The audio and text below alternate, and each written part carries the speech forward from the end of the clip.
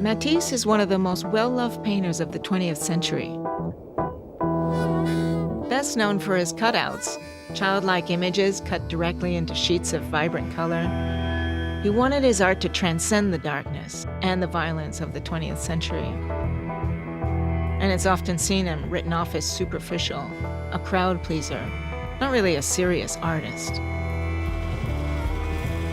Today, the world has a very soft image of Matisse and his art. But underneath the creator of the cutouts was a real rebel, a revolutionary, a man who risked everything to tear up the rules of Western art. And at the beginning of his career, he was considered so shocking, he was ridiculed by everyone, by the critics, the public, even by many of his fellow artists.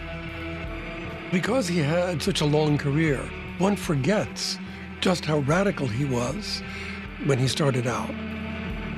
He was a man of ruthless purpose. You couldn't have painted like that if you were going to let anything stand in your way. With the arrival of Matisse on the scene, you have a new pictorial language that is created that was absolutely inconceivable until then. So who was this Matisse? And how did he become one of the most revolutionary artists of the 20th century? I think it's important to remind people of the rebel that he really was, that he had to be in order to do what he did. And also to bring the family back into the story. Matisse never would have been Matisse without his family. And that needs to be said.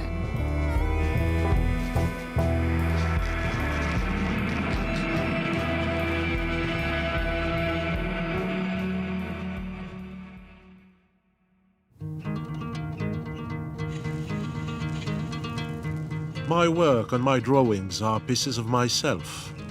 If my story were ever to be written down truthfully from start to finish, it would amaze everyone. Everyone thinks of Matisse as a painter of color and light, but he actually came from the gray flatlands of northern France, near the Belgian border. He was a man not only from the north, but from the most kind of northeastern, grayest, dismalest part of France in many ways. It was a north that was in the absolute middle of the process of industrialization, changing a country that had been forested and rural to an industrial and urban world. Where I come from, if there is a tree in the way, they root it out because it puts 4 sugar beets in the shade. In some ways, so much of Matisse's art was really about escaping the world he was born into. But I don't think anyone can escape their childhood.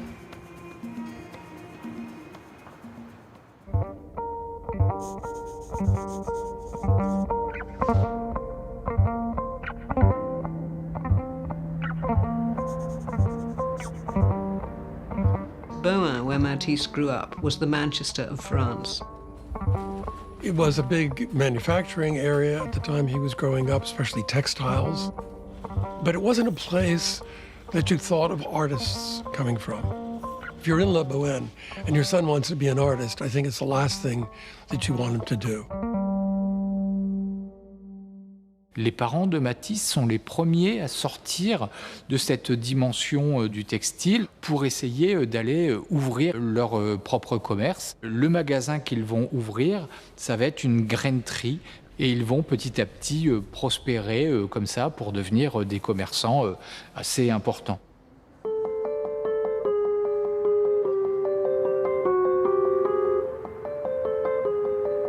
So if you picture the house that Matisse grew up in, on the ground floor, Matisse's mom had the shop. She sold paints, birdseed. She sold basically anything that one might need for the house. In the back, Matisse's dad had his grain business. Even though they were still at school, Matisse and his younger brother were told to carry sacks of grain, clean up shop at the end of the day. It was really a group effort to run the business.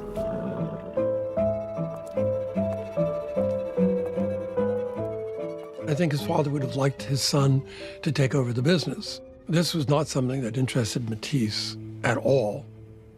And as a child, he was frequently ill. He had some sort of an intestinal or stomach problem, which very likely was psychosomatic. I think, in a way, the reason his stomach ached was because he couldn't stomach the life that he had been destined for.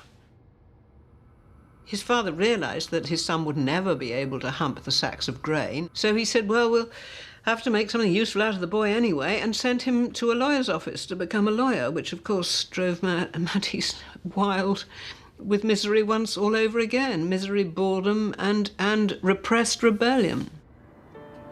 In the office, the boss would ask, Monsieur Matisse, where did we get with that business? He got used to hearing no answer from me and would go look up the files himself. I was an ordnance orderly who fell asleep on the job. I think at this time, he felt very trapped in the life that he had. He talked about the things that really captivated him as a child. His mom mixing colors in the shop, the textiles that were sold on the sidewalk. But I think the thing that really made him dream the most were the birds the family kept in the backyard. This room is literally just above where the family kept their birds. They had a little dovecote down there. So I can imagine that, Matisse as a little boy come in this room. And in a way, these birds represented freedom. Then he was ready to leave. As often as not, the starting point is just an accident. I had appendicitis. I had time on my hands, and I had to fill it. That's when the paint box turned up. I was 21. In the end, Matisse collapsed. He went to bed and eventually was sent to hospital, and no one could diagnose what was wrong with him. His mother, tremendously appalled at seeing her son in this state, gave him a paint box. She thought it would distract him, perhaps, give him something to do as he lay in bed all the time. So that was how Matisse held a paintbrush for the first time and started to paint. This was Matisse's little paint box. And it had some little broken corner somewhere. And my grandmother gave it to me to fix. You can open this up, you can put your little paintings here, but it also comes with chromos and little paintings that you can copy from, essentially. Can you imagine just receiving this box, opening it and seeing the colors? And he knew right then and there that that was it. Like a cow given sight of the grass, I just dived right in. Here was a sort of paradise regained, where I was completely free, alone, and at peace.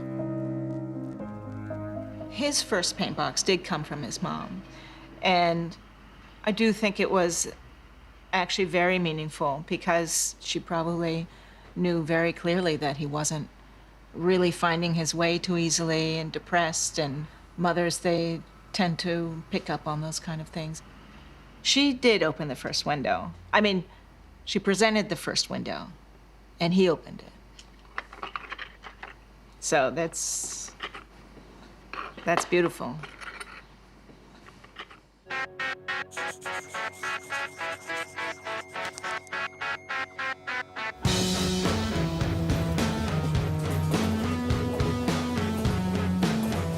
When I said I wanted to be a painter, it was like telling my father, what you did was no use and never will be.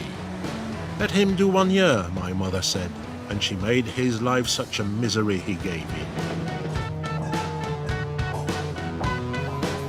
After the gift of the paint box from his mother, he decided he wanted to be an artist, and he would go to Paris, the capital of art in the world at that time. His father was not particularly happy. For one thing, it was not a respectable thing to do, particularly to be an artist, live a bohemian life. How was this guy going to live? Did artists make any money? And it said that when he took him to the train station, he shook his fist at him and said, "You'll starve."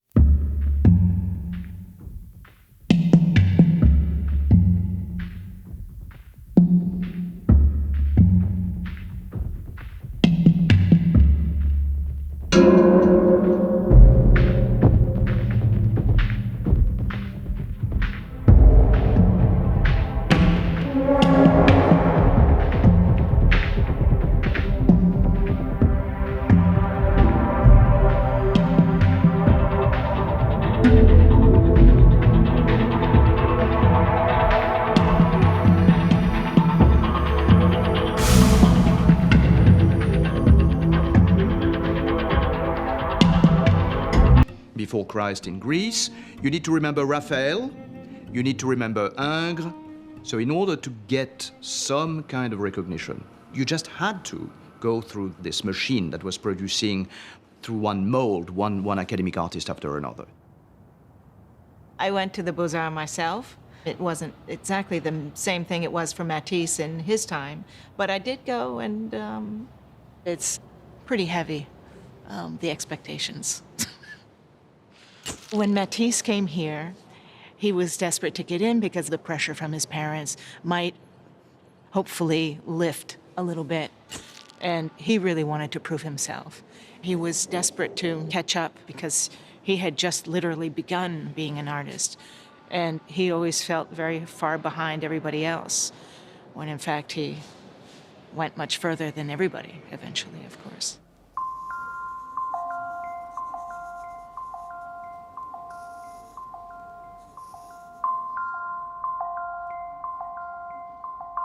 In order to get into the École des Beaux-Arts, one had to pass a competition. And in order to do that, one usually went to a feeder school. There, Matisse worked with Bouguereau, who was probably the most famous and highly regarded academician at the time. He stood for the values of the Beaux-Arts, for kind of photographic rendering, sentimental painting. Matisse was apparently not terribly well liked by either the teachers or the other students. In the register of his class, the word sournois is written down next to his name, which means, but it's something between sneaky and not quite reputable. I think that he seemed sournois because of his detachment from the program. I believe that even at that early stage, he knew that Bouguereau was the opposite of what he wanted to do. The problem for Matisse was that he failed the examination.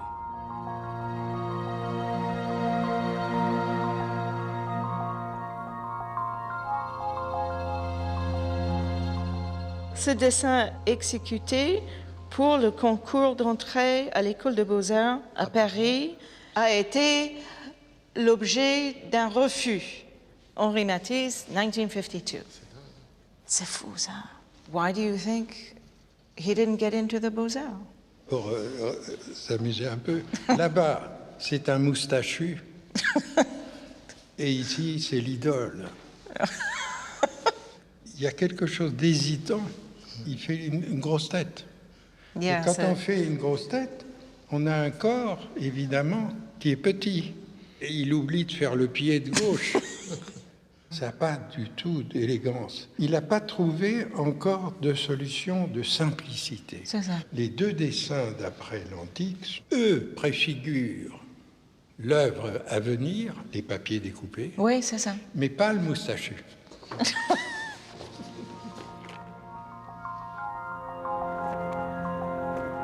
Despite failing the examination, this didn't stop Matisse finding another way to get into the Beaux-Arts. People said, there's a new teacher, Gustave Moreau. He's very nice. When he comes through the glazed court, say hello. He said, come and work in my studio. But I haven't been admitted to the école. Doesn't matter. Moreau was kind of a rebel, relatively speaking, at the school. Moreau really liked Matisse. He also saw something in Matisse that went beyond simply a sympathetic personality.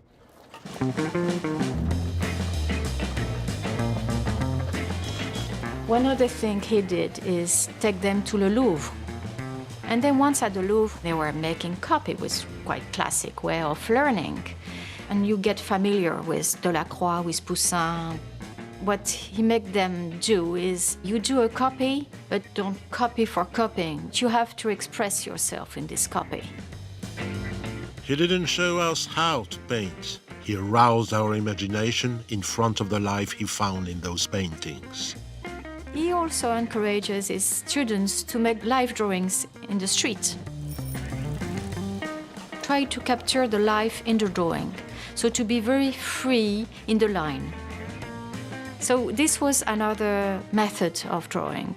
So Moreau gave them the taste of liberty, not following the academic course.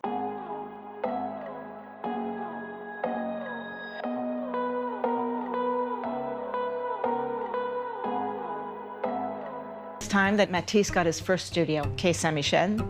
He was on the very top floor, and I think for the rest of his life, he even remembered it was 102 steps to get up to his place. Oh, here we see this place was full of artists. Behind every door, there was a studio. Must have smelled good.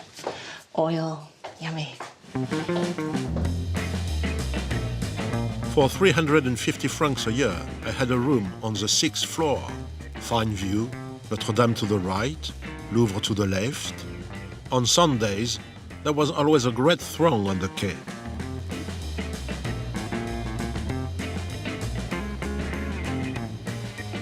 One of the stories that I loved was when Matisse came here, he had a pea shooter, and he would load it up and fire it down with the little pellets and try to get the fishermen or the ladies passing by.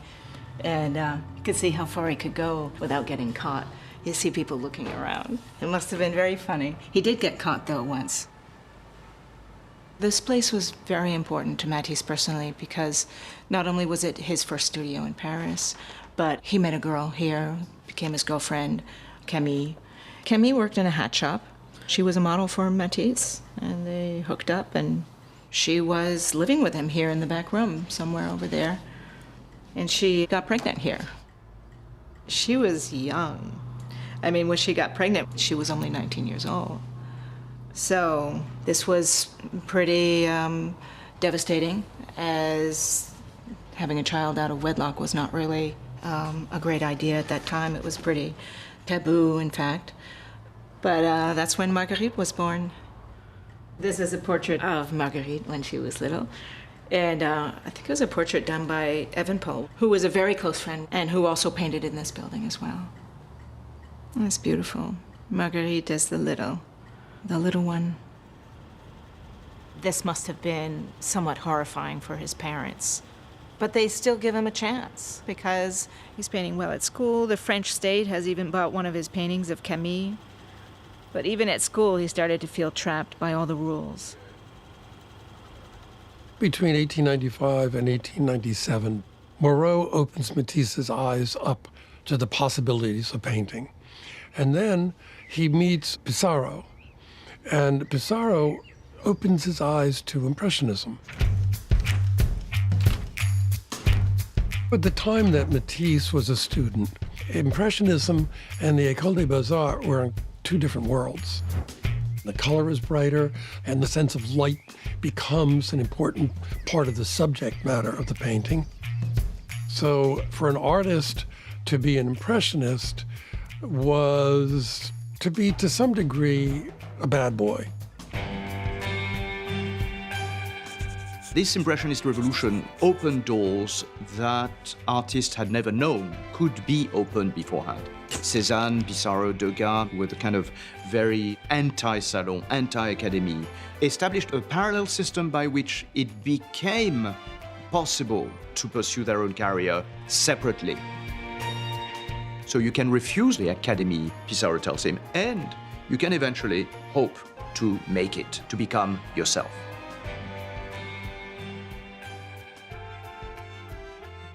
These things cumulatively had a huge impact on Matisse. At the end of his course at the Beaux-Arts, any student was expected to produce a presentation painting. But when the time came to put it down on canvas to show he was a proper artist, he'd seen a new way of painting water and colour and light, and he couldn't help but incorporate it in this painting. He took it to the salon, he hung it up, wasn't well hung, and was absolutely horrified, appalled, crestfallen, when people began collecting in front of it and saying, "Look at this rubbish, what's this doing in the show?" When his parents came up from Beaune, proud of their son's success, to see his first painting in the salon, people said there were microbes at the bottom of the glasses, that the whole thing was toxic. So, you know, it was a scandal. Camille posed for the serving girl in the dinner table. Camille was horrified, and so were Matisse's friends. She was pleading not just for herself and for their child, but also for him and his future, his career as an artist. And she was quite right. He was throwing his career away with that painting. But Matisse's brush had a will of its own. It would paint that way, and he couldn't change it.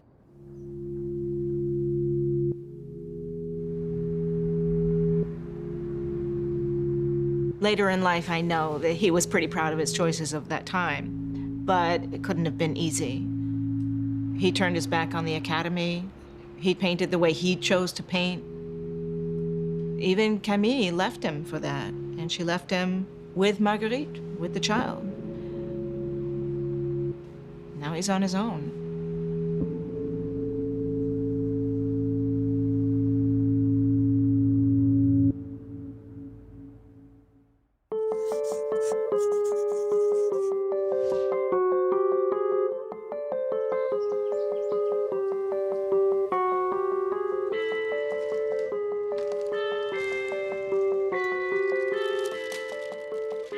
This is Amélie at a very young age, just at the time that she was meeting this fine young chap, the kind of guy she promised herself never to go out with. And here's the guy with red hair, the young, unpromising artist. He was invited to a marriage, and he was seated next to this woman, Amélie Pereire. And as the story goes, there was dancing, and when they all got up from the table to dance, she held out her hand the way that she did it, or signaled to him that this might be something that would continue. She made a vow to herself that she just wouldn't ever be with an artist, be a guy with red hair or a beard. But there was chemistry immediately. So she definitely broke a vow. Yeah. The parents of Amélie, Armand and Catherine, I love this picture. This is Armand. They were a very connected couple. And they were very open to accepting Matisse, an artist who hadn't quite made it and shows no promise and has an illegitimate daughter. This, you know, might not seem anything today by today's standards, but back in the day, that was kind of a big deal. Amélie's parents worked for a couple called Humbert. Monsieur Humbert was the son of the former Minister of Justice, who had been one of the founders of the current French Republic, hugely powerful man. And his wife, Thérèse, was an even more extraordinary person. She and her husband were one of the wealthiest and most powerful couples in Paris at the time. So Matisse is now marrying into some of the wealthiest circles in Paris. They were married, I think, something like 6 weeks after the day they first met, and Matisse wrote in his diary, "Vive la liberté, long live liberty." I never felt magic crazy as this. That's how they began. I never saw moons, knew the meaning of the sea. Here, he looks excited about the future. I mean, I would be too. He's just come into a new universe, and he can breathe. It seems like he just can't resist But now you're here, smiling. bright in my northern sky. In Ajaccio, we found an entire floor of a villa to rent for 40 francs a month. It's 100 meters from the sea. Every room faces south. It's been a long time that I'm waiting. It's been a long time that I'm blown. For their honeymoon, they went to Corsica. And then in Corsica, he discovered light, something that he never saw. And it's not only light, it's also nature, different kind of trees, different kind of sounds too. I am in a wondrous country, the blue, blue sea, so blue you could eat it. Dark green orange trees with fruit like set jewels, and big eucalyptus trees with foliage bloom like cockerel feathers. And for that guy coming from the north, he changes dramatically his way of seeing. And then he started to paint differently.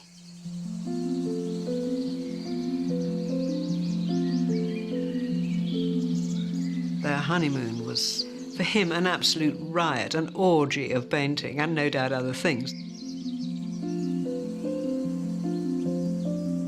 The paintings, they're absolutely revelatory. He himself is immersed in light and colour. And of course it's the light and colour of a man on his honeymoon, a wild honeymoon, and one of his paintings is of the double bed, you know. Some of the paintings that he paints in Corsica are the first paintings he ever paints that are painted in a state of ecstasy, where the goal is to convey a state of ecstasy. It's crazy. He had such a charming quality as a painter. He sent his picture from Corsica to Paris to one of his friends from the École des Beaux-Arts, Henri Evan Powell. And for him, it was a crazy picture. He said it was epileptic impressionism. He didn't understand at all what happened to Matisse there in Corsica.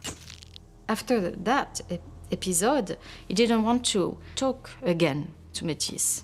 Matisse renounced, in a way, to this friendship, painting like that, you know? If you paint like that, then socially you renounce things. The thing about Amélie, her support at that point had to be crucial, absolutely crucial. She doesn't really seem to have had much of a background in art at all. But when he painted those paintings, wondering whether he was maybe going crazy, if he's painting paintings like this, maybe what he was doing was committing a kind of financial suicide, Amélie was supportive. She said, that's what you want to paint. That's what you should paint.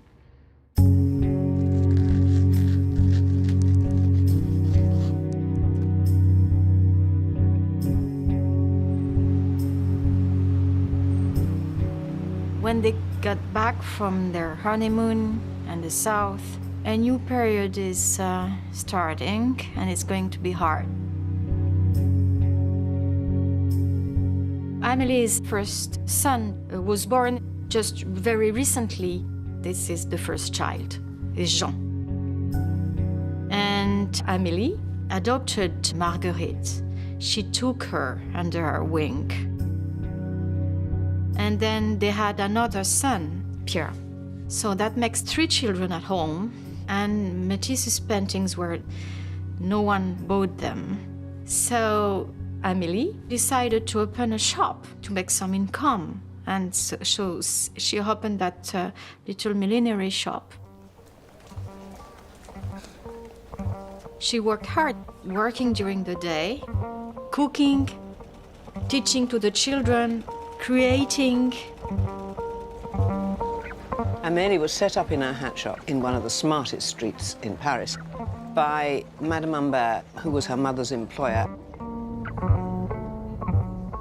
But the Matisse's brief period of prosperity ended quite abruptly when Thérèse Humbert was revealed as one of the great con queens of the world. Her mighty fortune was based on a will. She was due to inherit 100 million francs. She kept the will in her safe, and it was on the strength of that will that thousands of people all over France lent her money. But when the strongbox was finally opened, it turned out to contain an old newspaper, a trouser button, and a worthless coin. That was all that was in it.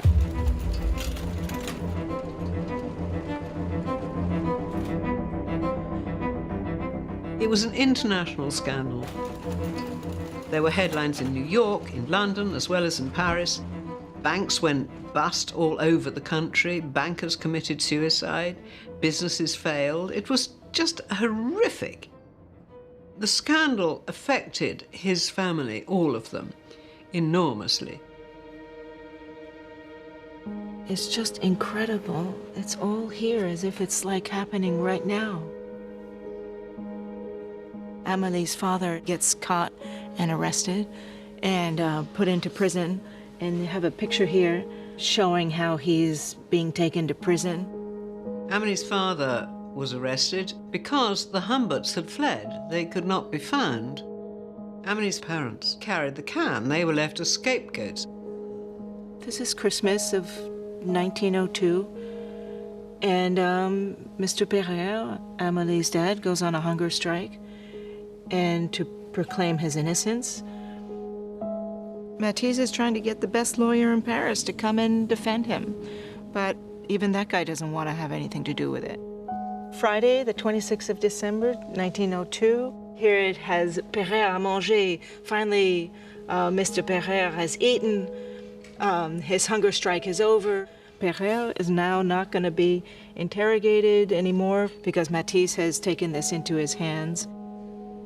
Even if it means playing the lawyer, a role that he never really appreciated before, Matisse was able to defend his new father-in-law. I didn't know about this story growing up. It was not talked about for years. I think in some ways it made the family retreat. Even today, it's not a family that's super duper communicative with the outside world. And I think, you know, the roots to that might very well come from this dark, dark, dark period.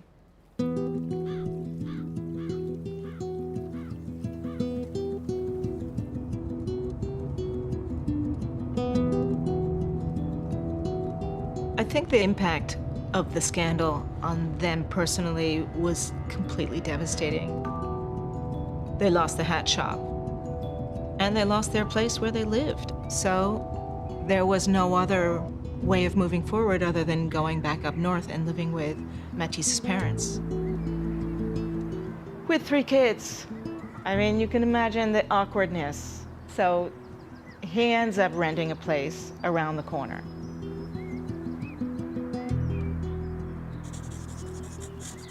Being back in Bohain, he must have felt a failure. There was a lot of gossips about what happened with the Humbert affair.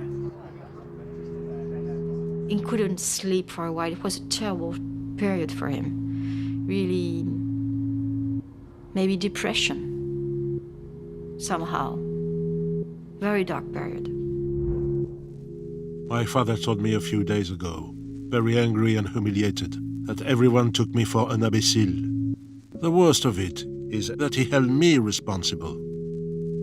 Quand il revient à Bohain, personne ne croit plus en lui, même pas dans sa famille. On dit que c'est le triple échec. Le premier, il n'a pas été capable de reprendre le magasin de son père.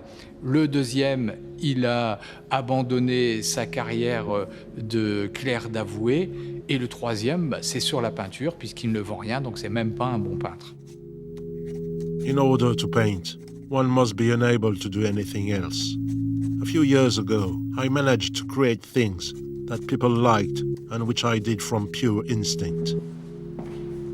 If only this facility would come back to me, I'd be able to start again. En 1903, il doit faire de la peinture qui se vend parce qu'il doit nourrir sa famille. Donc il a laissé derrière lui tout ce que lui avait apporté la découverte du soleil, le jeu des couleurs. On n'est pas dans une facture académique, donc il n'a pas totalement renoncé.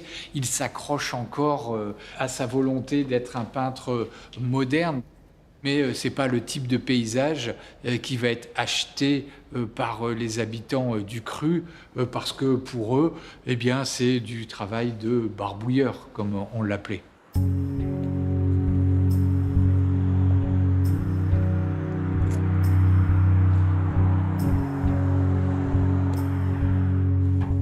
This is the house that Matisse rented from his dad when they came here after the whole Humbert affair. And this is where he made a very magical painting on the top floor that I think really reveals his state of mind at the time. This is certainly the room. It feels really like the painting. I don't think anything has changed. I love this painting because it was, when I saw it as a small child, that was sort of my fantasy of just having a space to be left alone and just to paint. And I think maybe in some ways that he may have had a similar feeling. Want to get away from the people outside and everybody criticizing him for his work. It's interesting how in that painting you do get that sense of space being elongated. The window is a bit further out. Perhaps a reminder of he's a little further away from his dream. 1 step forward, 2 steps back, 3 steps forward. Anyway, you could hear the birds from here.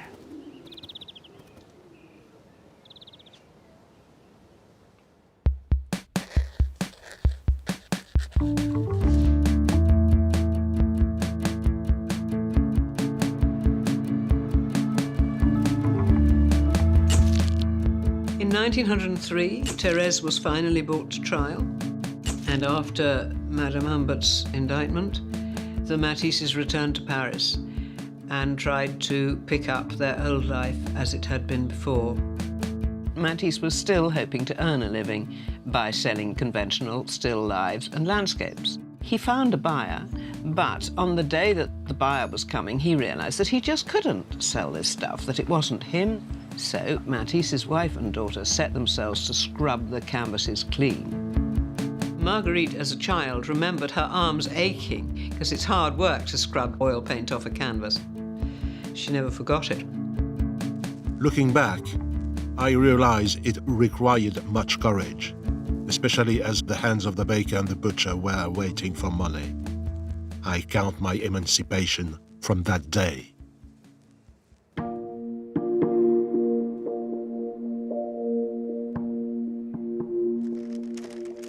The story of Marguerite scrubbing the paintings really shows that it wasn't just Amélie who was sucked into Matisse's efforts in the studio. It was the kids too. I think they actually helped him find a way out of this dark period of his life. I like this picture because here we have Amélie and Matisse, and we have Pierre, who was my grandfather. Here he's laughing. The tie that he had with his kids became solidified even more so after he had a couple of close calls of, them being very sick. Each one of them nearly died. Jean, when he was 5 months old, had enteritis. He survived, of course, but it was touch and go. And then Pierre had pneumonia and very nearly died of that. Marguerite, as a very small child, had to have a tracheotomy. Absolutely appalling. Matisse ran out in the street for a doctor. She could not breathe, and it was desperate. He held her down on the kitchen table and slit her throat because she would have died otherwise. It was the most appalling thing to have to do to a child that you love.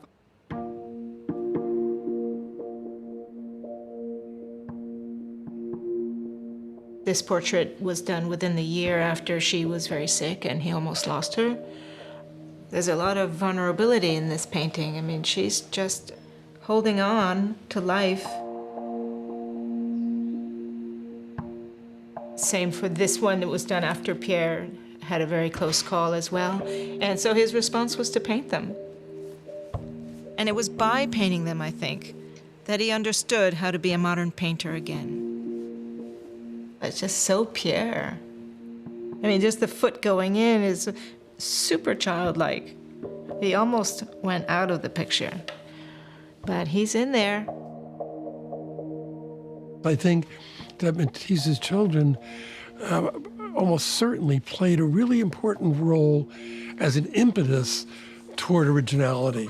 In 1904, Pierre was 4 years old, and that's the age in which kids love to draw, and they do the most original sort of drawings. Matisse, by having those children, I think, had a source of inspiration around him for really breaking the rules, because for kids there are no rules. They give him a fresh look, and that's what he's wanting. That's what he's hungry for, and that's what he's been searching for, and that's what he gave up everything he learned for, was this. So that sends him on his way.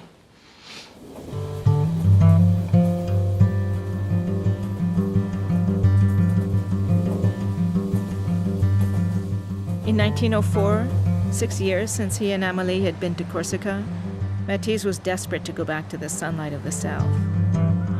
He was now 34, and I think he wanted to prove to everyone he could be a modern painter. In 1904, Matisse was invited by the neo-impressionist leader, and by that time Paul Signac, to spend the summer and paint in Saint-Tropez. He had a very nice home there in Paul Signac, and he invited Matisse and his family. So he went to the south by train, taking all his canvases and work.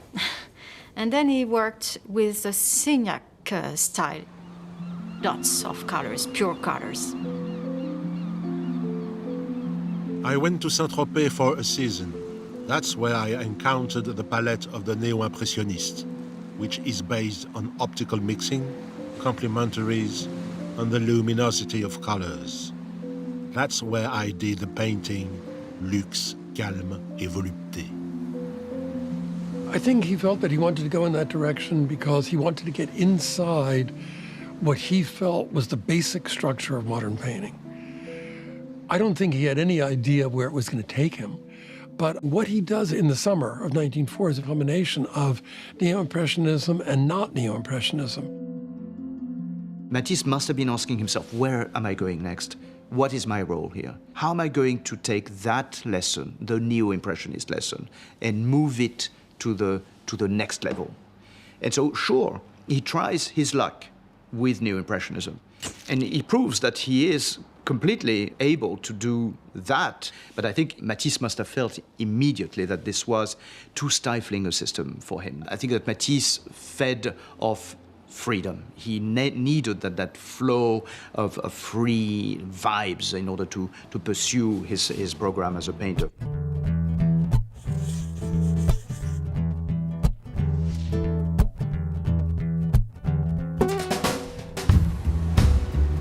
Neo-impressionist theory is very convenient, but in terms of the artist's creation, it's completely inadequate.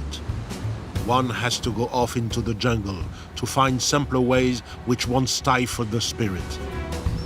The following summer, he decided he wanted to go south again, but he doesn't want to go to Saint-Tropez because that's Signac's town. He decides that he wants to go to some place that's a bit off the beaten track, and he chooses Collioure. Collioure is a stony little resort on the Mediterranean, a few miles inland from the Spanish border. But in those days, no tourist in their right mind would have dreamed of going there. It was a fishing village. It was heavily, heavily plagued by mosquitoes every summer, and it was very, very cheap. When Matisse and Amélie finally do get to Collioure, I think when he saw how isolated they were from the outside world, he had an innate sense that this is where he could actually get something done. The light is sensational. That summer of 1905, Matisse took greater risks than even he had ever taken before. And What was appearing on his canvases so disturbed him, was so unlike anything anyone had ever painted before, that he begged various friends to come. He wanted support. Nobody would come. I mean, it was a dump, you know, it was an expensive train ticket. They were all very poor. So nobody came, except for a much younger colleague called André Derain. And because Matisse was painting some very wild things, he painted some pretty wild canvases too that summer. Ils sont restés quoi, pas si longtemps que ça ensemble ici. Non, cet été. ils ont travaillé à peine 2 mois. Et tout le travail, ils ont fait énormément de travail en ce moment-là. Et juste ici. Juste là, nous sommes en plein cœur. Ah oui, exact. On peut imaginer, on peut les imaginer voilà, tous les deux ayant posé leur chevalet. Avec les bateaux. Matisse, avec l'expérience déjà passée qu'il avait eue, et Derain qui était plus neuf ça, et qui justement pouvait apporter la fougue et l'inhibition. Oui, aussi. c'est exactement. Et ça pouvait plaire à Matisse de se dire, oui, et il m'aide à foncer. The fact that André Derain joined him in Collioure was important. They were not in competition, they are working together. And they were consciously doing something new and trying to break rules, obviously. What does that mean? That means that they were painting with pure colors, then colors that were not imitating nature or what they were seeing. Colors that were expressing themselves. It's a moment of break. It's a kind of revolution in painting. We were at that point like children before nature. And we let our temperament speak. I spoiled everything on principle and worked as I felt, only by color.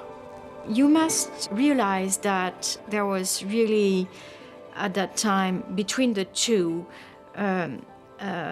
lot of stress, and they were very anxious.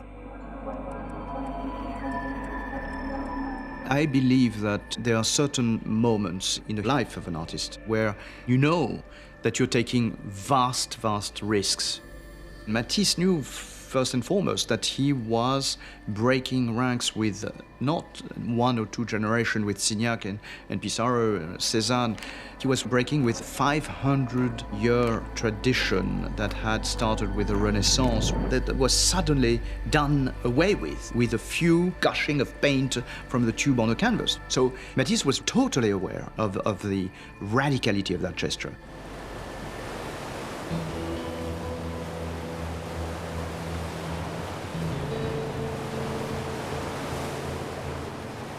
Qu'est-ce que c'est sauvage, hein?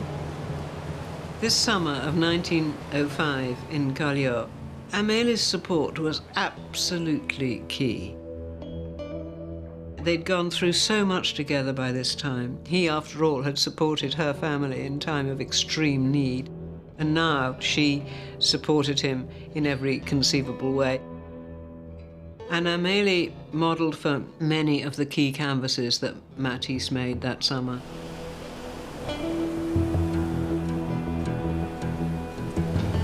Ils ont dû s'installer là. Pour peindre là, c'est le fameux rocher qui a été peint, sur lequel il y avait Amélie. Derain dessine Matisse lui-même en train de peindre sa femme, habillée en kimono sur le rocher.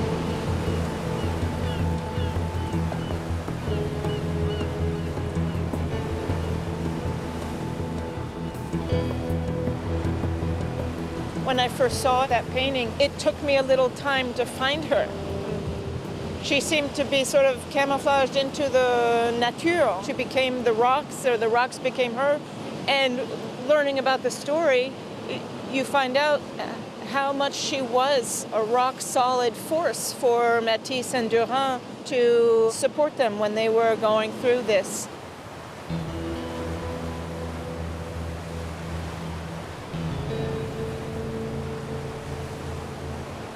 It it was just, I think, a very pivotal moment. And it just happened right here. It's just very...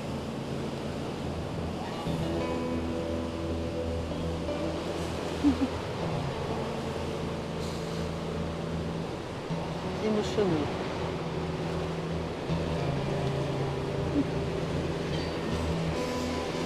Merci, sorry.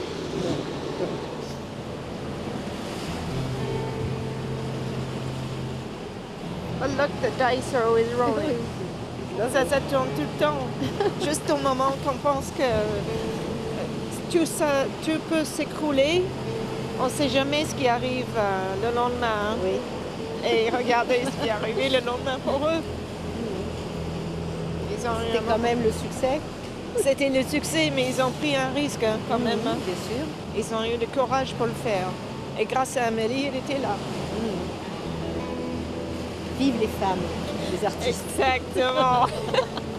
Exactement. Mais il faut le dire.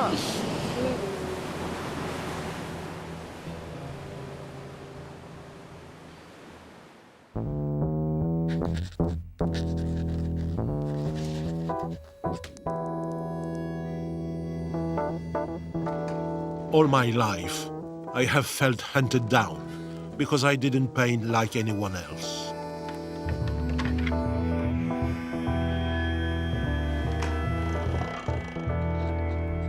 So Matisse comes back from Collioure at the end of the summer with a lot of paintings. And he's going to show them in the Salon d'Automne, which is an avant-garde salon, which is only a few years old.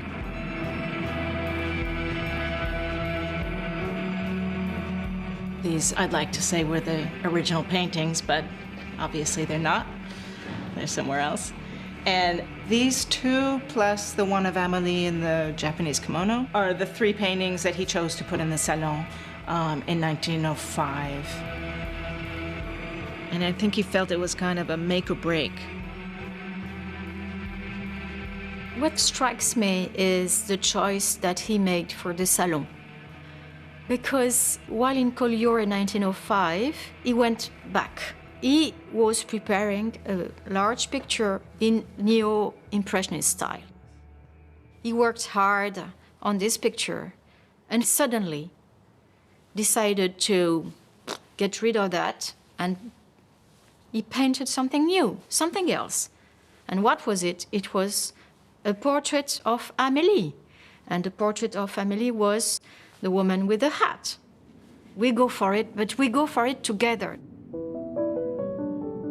Here you have this portrait of Amélie. She has her fan, her hat, and she's made up of these unimaginable colors.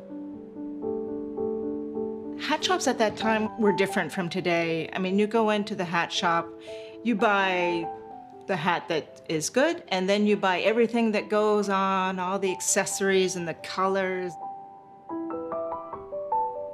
And he's really kind of painting not only her from his emotional state, but also everything that she has brought to him through the colors.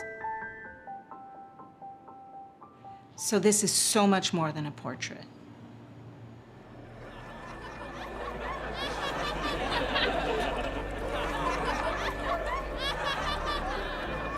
When he showed the woman in a hat at the Autumn Salon, it was like a circus act, a freak act.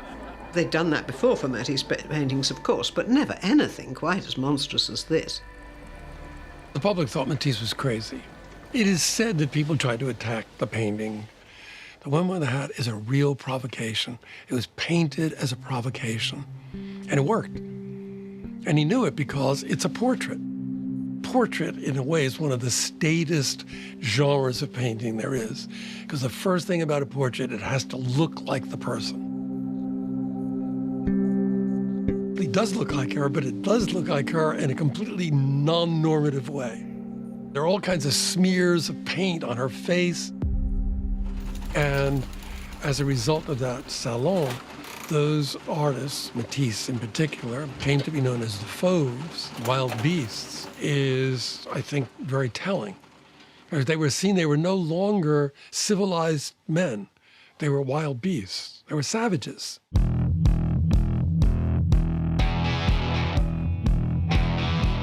The general public, of course, rejected them. You might well have expected that. The art world, too, the art establishment, dealers, no question, art critics. But the worst of all was his fellow artists.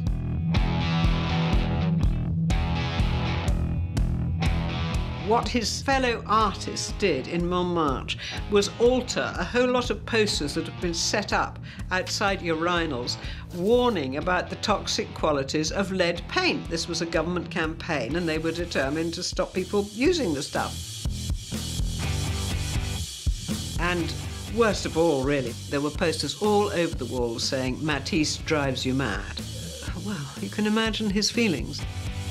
I mean, the woman with the hat, in a way, became the magnet for all the negative feeling. I think it's important to remember, in 1905, Picasso was painting pink period paintings, which are very kind of soft and lyrical. And I think that a painting like that would have really made him think, what the hell is that about? And in fact, some of Matisse's fellow artists apparently sent a woman to the gallery with green paint all over her face. So what he does is he paints another portrait of his wife with a green stripe down her face. He basically says, go to hell, I don't care what you think.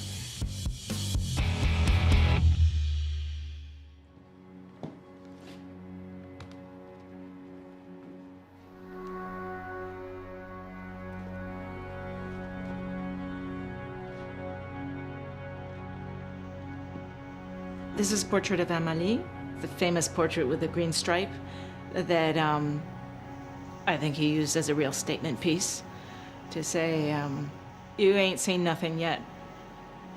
And this piece is a self-portrait from '06 as well, just after the Salon. And it's the defiant piece. I mean, this is a very tough portrait. It's rough, it's a little bit dirty. He's almost showing us the real raw Matisse.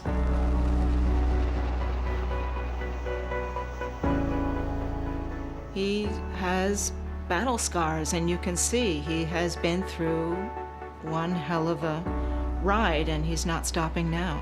And he's got his little lip, it almost looks like it's out, like. I love it. The more people give him shit for what he does, the more he's gonna be himself and throw it right back at people and make them masterpieces at the same time. I think what comes out of Matisse and Collioure is one of the strongest moments in the history of Western painting. It's a moment where you see Matisse becoming Matisse. But at the same time, I think that once he's done this, he has to step back and do something else. He's going to continuously reinvent himself, never satisfying himself with any kind of easy solution. The paintings in 1917, the greatest paintings in the Nice period, the cutouts. I mean, the cutout is another way of inventing a new language, as radical, as innovative as the Fauve period in 1905. And the guy is 50 years older. I think if you were just to see this painting of Matisse's self-portrait, it's so prominent and it's so strong. You might think that, you know, he changed the world on his own in a way. He changed the way we look at art. But he needed the strength and the support of Amélie, his wife. And in a way, they did it together. He could not have done it without her.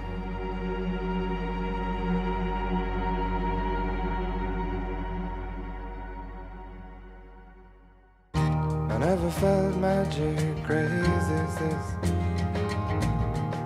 I never saw moons, knew the meaning of the sea. I never held emotion in the palm of my hand. I felt sweet breezes in the top of a tree. But now you're here, bright in my northern